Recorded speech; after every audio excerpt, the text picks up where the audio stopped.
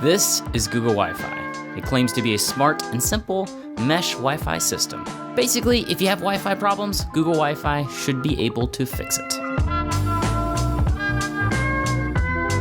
These have been out for almost 2 years, but are they still great? I'm Titus, this is The Search for Awesome, and this is my Google Wi-Fi review. One interesting thing that Google claims is Google Wi-Fi smartly manages the traffic of the devices trying to connect to your Wi-Fi. It does this auto-magically, so at all times you're getting the best Wi-Fi experience. Personally, I think this might be its best feature, although I might just be falling for their marketing, because maybe other routers do this to some degree. But I've been using it for a few weeks now, and I've almost run into no Wi-Fi issues, whereas my previous Wi-Fi system, one given to me by AT&T, I had lots of problems. One thing Google Wi-Fi allows you to do is to give priority to certain devices on your network. So let's say I was live streaming on my MacBook or something, I can make sure that the network gives as much bandwidth as possible to my laptop. And you can even do something as simple as controlling the brightness of the Wi-Fi's LED. I turn mine off because one of them is next to a TV and another one is in a bedroom, and in neither of those places do I need that light. In terms of speed, I have just 60 megabits per second, and now I get that speed all throughout my house. I think a lot of you are going to be just as interested on how easy it is to set up as you are and how well it blankets your house in Wi-Fi goodness. Now they sell these as just one unit and also as a 3-pack. My house is 2 stories and 2,000 square feet, so it might be small enough for just one, but I'll probably need at least 2 of these. And look at that. Ooh, that's a nice looking box.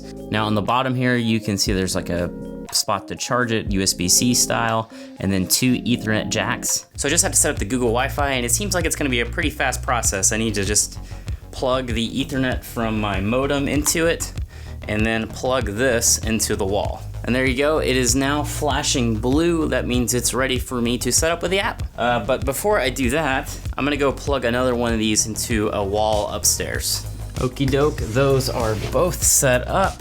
One thing that is probably worth noting is you do need a smartphone to set up Google Wi-Fi. An Android or an iPhone will do. So I'm downloading the Google Wi-Fi app right now.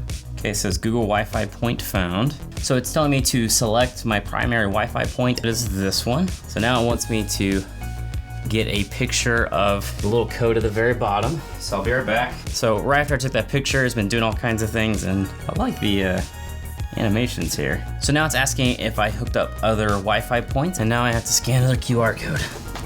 Okay, so it's just installing software updates right now for the Google Wi-Fi.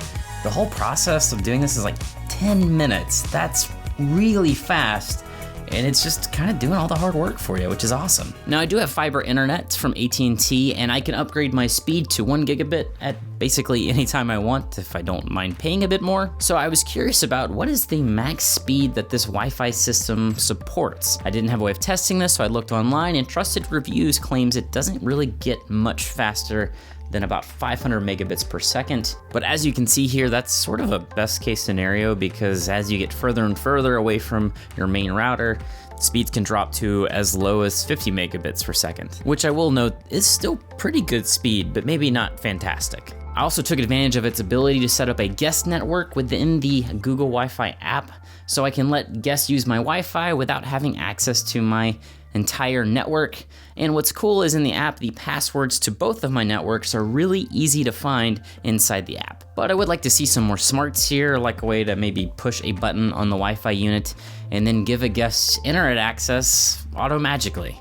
But this works well enough. I think what I like most is that Google Wi-Fi just doesn't get in the way. It just makes things really easy, and even after you've set it up, there's a test you can run within the Wi-Fi app to make sure that your Wi-Fi units are getting good internet signal and can communicate well, like they're close enough together. If you do that test and then it gives you a thumbs up, then you should be just fine. It has family-friendly options where you can limit your kids' devices' access to the internet. So for your kids' phone, laptop, tablet, you can enable Google Safe Search, and that will help keep their innocent eyes from things they shouldn't see. Although from what I understand, this isn't exactly a magic bullet, but it's good to have. You can set timers to lock your kids' devices off the internet, like let's say during dinner time, or maybe at nighttime, or you could just use this feature to annoy your wife.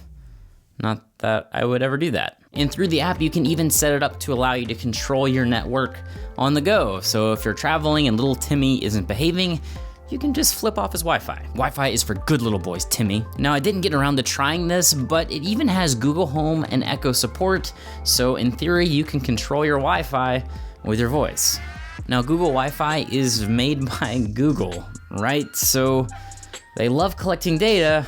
And to be honest, this concerns me a bit because they could, in theory, use my awesome new Wi-Fi to see everything that I'm doing on the internet. One thing that does give me comfort though is according to CNET, Google says the Wi-Fi doesn't collect user activity data, like what sites you're visiting, and by default, it only appears to collect like hardware, app, and network related information, although you can disable that inside the Wi-Fi app if you please. One last thing I will mention is for my day job, I sometimes do have to work from home, and to do that, I have to access my work's VPN, and my old router did a horrible job of kicking me off constantly from the VPN. I have to reconnect, re-authenticate.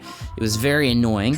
With Google Wi-Fi, this just doesn't happen nearly as much. It does happen from time to time still, but it's much more workable. It's like once every 4 hours, maybe I'll get kicked off. So conclusion time. CNET says that Google Wi-Fi is the best way to blanket your entire home with Wi-Fi, and I can't help but agree. Normally Google updates their products on a yearly basis, but perhaps this Wi-Fi router was so ahead of its time that I guess they figured why fix what isn't broken, so they haven't updated in a while, but it's still great. But I'll be frank, I don't know if this is the best Wi-Fi mesh on the market, but this has met and exceeded my expectations. It's just crazy easy to manage and crazy easy to set up. I'm sure there are more cost-effective options because this isn't exactly a cheap Wi-Fi system, but this one is very popular, and there is what I like to call safety in numbers when it comes to tech. It's kind of like this, like if you remember recently when the iPhone was accused of having a beauty mode on their newest iPhones, it was like front page everywhere. And even though it wasn't exactly true, it seemed like it was more of a bug, but tons of people were upset and Apple was forced to fix the issue. And sort of like that, Google Wi-Fi is very popular, and if there's an issue, they will be accountable, and it's backed by Google, and I sort of kind of blindly trust Google, even though I probably shouldn't. In any case, if your current Wi-Fi setup isn't doing it for you, I can absolutely recommend Google Wi-Fi. Thanks for watching, and if you don't mind, let me know what you thought with a like or a dislike, and if you really liked it, please subscribe because I have more tech content just like this coming up very soon. Thanks again, and I guess I'll see you next time when the search for awesome continues.